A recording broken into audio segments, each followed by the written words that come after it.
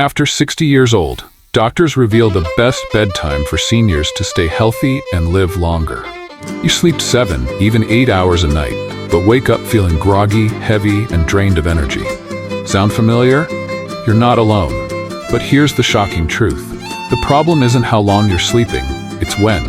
After age 70, staying up late could be silently damaging your memory, your heart, and even your lifespan. But the good news? Just one small change, your bedtime, could turn everything around. For decades, doctors told us, just get your 8 hours of sleep. But new research is revealing something game-changing, especially for older adults. The real secret to waking up refreshed, protecting your heart, and keeping your mind sharp isn't sleeping more. It's about sleeping earlier.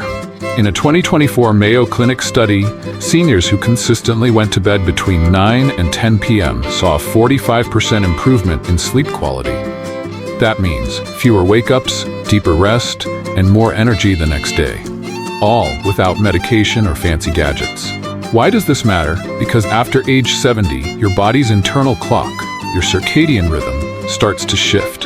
Your brain begins producing melatonin, the sleep hormone, earlier in the evening, often around 8:30 or 9 p.m. That wave of drowsiness you feel, that's not weakness, that's biology. Your body is asking, no, begging for rest.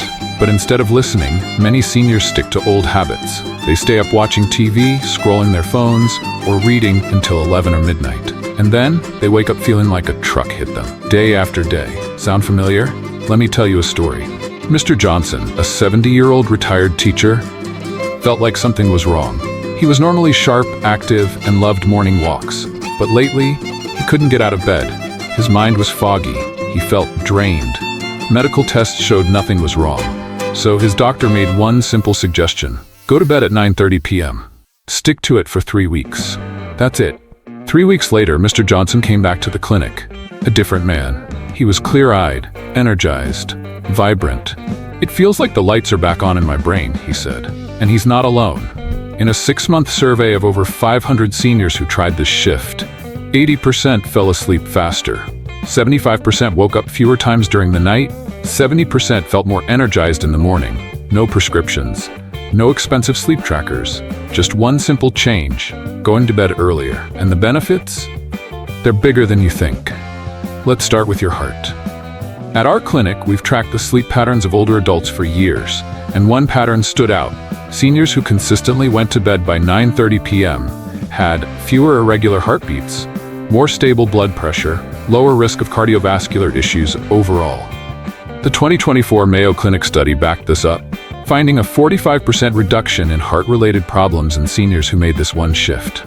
One of our patients, 75-year-old Mrs. Delgado, said it best, "I didn't realize how tired my heart was until it started beating easier again." Next, let's talk about something deeply personal. Memory. Do you ever forget appointments? Misplace your glasses? Struggle to recall names?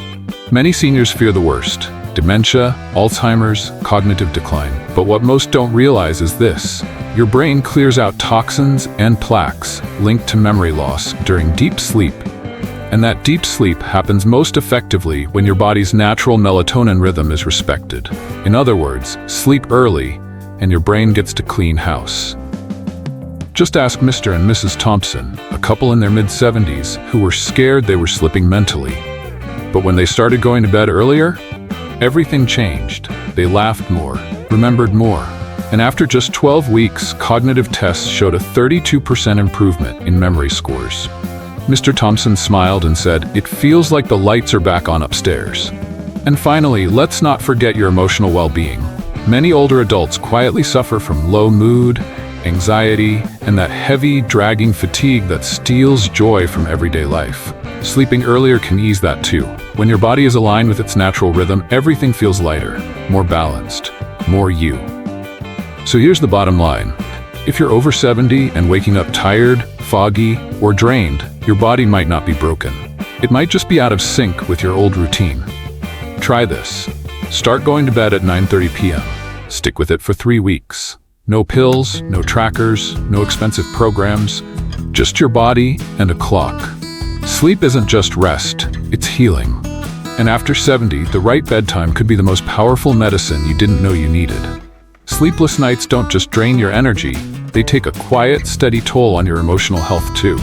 But in our clinic, we began to notice something remarkable. Patients who committed to a consistent 9:30 p.m. bedtime reported a 58% reduction in anxiety symptoms, greater mood stability, and a powerful, calming clarity in the mornings. Why? Because between 9 p.m. and midnight, your brain enters what researchers call a cleansing cycle. Not just for toxins, but for tension, stress, and emotional buildup. It's like a warm bath for your nervous system.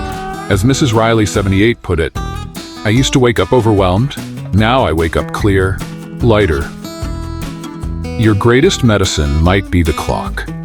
If you felt anxious, forgetful, or just unlike yourself, the issue might not be your age. It might be your timing, because it's not about sleeping more, it's about sleeping right. And for many seniors, between 9 and 10 p.m. is the key their body has been asking for all along. But maybe you're thinking, that sounds great, but what else can I do to make sleep come easier? Because for many, years of midnight wake-ups and bad sleep habits don't disappear overnight. The good news? You don't need sleep trackers, you don't need pills, you don't need expensive gadgets. What works best are these 5 small shifts, proven, practical, and powerful. The 5 daily habits that restore deep sleep. 1. Honor the golden hour every night. Consistency is your foundation. Going to bed between 9 and 10 p.m., even on weekends, helps your internal clock stabilize. Shift your bedtime constantly, and melatonin, cortisol, and deep sleep all go haywire. That sleepy wave around 8:30 p.m.? Catch it, ride it, let it carry you into rest. 2. Cut caffeine after 2 p.m. and avoid heavy dinners. Think your afternoon coffee is harmless? Think again. Caffeine lingers in your system for 6 to 8 hours, interfering with deep sleep. Even green tea or dark chocolate can sneak in enough caffeine to keep you restless. And late dinners? They force your digestion to stay awake, leading to indigestion, reflux, and disturbed rest. Instead, finish dinner at least 3 hours before bed. If hungry, try a light snack, a banana, some almonds, or warm herbal tea. 3. Dim the lights by 8 p.m. Your brain is still wired for sunset, not screens. TVs, phones, and overhead LEDs emit blue light that confuses your body into thinking it's daytime. Try this. Turn off overhead lights, switch to warm-toned lamps or amber lights. Let your environment tell your body, it's evening now. You'll be amazed how your eyelids start to feel heavy, naturally.